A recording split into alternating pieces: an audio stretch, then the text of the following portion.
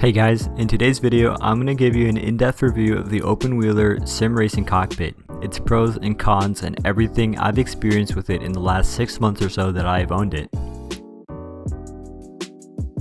Coming in at just around $400, the open wheeler cockpit is one of the most affordable sim racing seats in the market. New members of the sim world might be surprised by this, but when compared to other seats, this one almost seems like a bargain. But before you start taking out your wallet, here's everything you need to know about the open wheeler sim racing cockpit. Starting off with its pros, let me just start off by saying that there's a lot. In terms of the look of the seat itself, I personally really like it. It looks sporty and aggressive, and the bucket seat really gives off the race car vibes. The amount of colors this seat is offered in is also extremely impressive. The colors are available in the following: all black, blue, green, orange, red, and yellow. All of these color options come with black accents. For my setup, I went with the red colorway and I couldn't be more happy. The red is very vibrant and aggressive, and it gives a very cool look to my setup. The variety of colors available allows users to also match this seat perfectly with their setup. Moving on with the sturdiness of the cockpit itself, this for me was an extremely important aspect, and thankfully the cockpit more than does it for me. My wheel, which is the G29, is firmly placed in place, and I have never had to worry about it moving around when racing. The same for the pedals. They are firmly fixed on the pedal mount, and they have never given me any type of issue. With that being said, I've heard some people have had issues with heavier components like the Fanatic wheelbases. I can't confirm that, however, since I've never tried it out, so that's just something to keep in mind. Although if you did own one of those more expensive wheelbases, you probably wouldn't be looking into this entry-level cockpit in the first place. The shifter arm also came with the cockpit, and it does a fantastic job at maintaining my shifter in place. Only one of the arms come with the open wheeler, but you can buy another one from their website for around $30. From what I've heard, this is one of the most adjustable cockpits in the market, and from what I've experienced, I would definitely agree. Every time I've guests over, there have been no problems with adjusting the seat to fit all their needs. The seat can recline back quite a significant amount, like so. So if you've ever wanted to go stargazing in your sim racing setup, this one's perfect for you. The seat can also recline all the way forward if you're in a tight room and need to move your setup out of the way when not in use.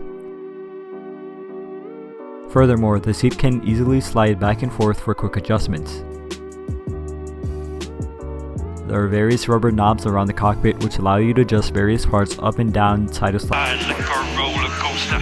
Note, the seat itself does not move up or down, nor do the pedals. The wheel and the shifter can both have their height adjusted, and the wheel can be tilted forward and backward and can be brought closer or away from you quite easily.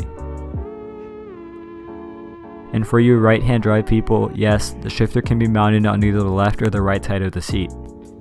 The quality of this cockpit is definitely impressive. Given you're paying around $400, I would expect so, however. The base and all the frame of the cockpit is made out of steel, and the frame material is made out of alloy steel. You will notice some parts of the frame are not painted, and I assume that's to not make scratches as visible if you constantly adjust everything a lot. Personally, I think it gives a cool two-tone look. When I first purchased the seat, I thought it was made out of leather or some type of material like that, but it wasn't, so I was a little disappointed when I saw it was fabric, although it seems to work fine, and the color has by no means faded or anything like that. Moving on to the cons, there's a few things I definitely don't like about the seat. I don't think many people realize how low to the ground this thing actually is. I definitely didn't realize it from the pictures when I bought it, and I've noticed a lot of people complaining about how low it is as well. I'm 19 years old, around 5'8", and quite the skinny guy. I, for the most part, have no real difficulty getting in and out. That being said, my father, who's obviously a lot older, a tad taller, and a lot heavier, always has significant trouble getting both in and out. So this is something to definitely keep in mind.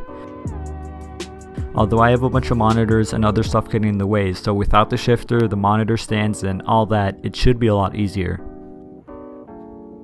Prior to purchasing the cockpit, I have read about several people complaining about the pole that passes in between your legs to hold up the wheel. I figured I had quite skinny legs, so it wouldn't be a terrible deal, but I was a little wrong. While the cockpit is obviously more than useful, I often find my leg rubbing against it or slightly touching it when using my right foot to both brake and accelerate. This definitely does take away from the immersion, especially if you're using it with a virtual reality headset, as you're constantly reminded that there's a giant pole holding up the wheel. I did find a way around this, however. In the game settings, I changed the brake pedal to my clutch, so I just used my left foot to brake and my right foot to accelerate. as do the pros, and I never touch the pull. When I play using manual controls and clutch, however, the problem still persists. This sounds like a terrible thing and a definite deal breaker, but it really isn't. It's just something I've noticed, and it's a little annoying from time to time, but nothing absolutely terrible, for me at least. The comfort is definitely where this seat lacks the most, and it would be the main reason I would switch to something else, which I won't anytime soon, but if I were to, this would be why. Before I say anything else, please note that a lot of people have absolutely no problem with the comfort and actually find it extremely comfortable. I chatted with some guy on Reddit who owns the same seat a while back, and he said, and I quote, "I have no problems with it at all. I've completed several Formula 1 races, full practice, quali, and race in one sitting without the first cramp. I'm 260 pounds and I thought it would be hard to get up and out, but I really don't have a problem with that either." So keep that in mind. But for now, I'm only speaking for myself, and the comfort of the seat hasn't been great. You will note my seat has both the lumbar support and neck support pillows added. These do not come with the seat. I had to purchase them separately from the Open Wheeler website, but thankfully they weren't expensive at all. Without the lumbar support, I could barely last 10 minutes without having to put a pillow or something on my back to not die on the spot. With the lumbar support, the seat is great for the first half an hour for me. The seat is soft and keeps me in place well, and the support definitely helps. After the half hour mark, my back does start to hurt, and by the 1 hour mark, I practically feel like I need to call an ambulance. So an hour-long race is more of an endurance competition for me than anything else. Like I said, I'm only 19, so I shouldn't have any back problems, but who knows, maybe I do and I should see a doctor. That's pretty much it for me relating to the pros and cons. I wanted to also touch up on a few things which I can't really include in those sections, however. If you have a butt kicker, the placement of it on the seat is sort of awkward. I recommend placing it on the shifter arm. The reason I don't have it placed there is because it vibrates my shifter too much and makes it rattle, so I have to place it over here near my legs where it definitely sacrificed a lot of its potential. So if you are in the same situation as me where you're using your shifter mount for what it was meant to be used for, I recommend buying a separate arm mount, which I previously mentioned can be bought for like $30 on the Open Wheeler website, and placing the butt kicker on there. If you plan on using your Open Wheeler cockpit with monitors mounted on a monitor stand like I have in my setup, you have to make sure to buy a monitor stand that can bring your monitors very low to the ground to accommodate for the low seating position. The monitor mounts you see on my setup were all custom made out of wood, so I don't have any particular monitor stand I could recommend. Overall, the Open Wheeler is a fantastic, relatively inexpensive sim racing cockpit for beginner and amateur drivers. It obviously has a few flaws here and there, but for the most part, it is a great first, real sim racing cockpit.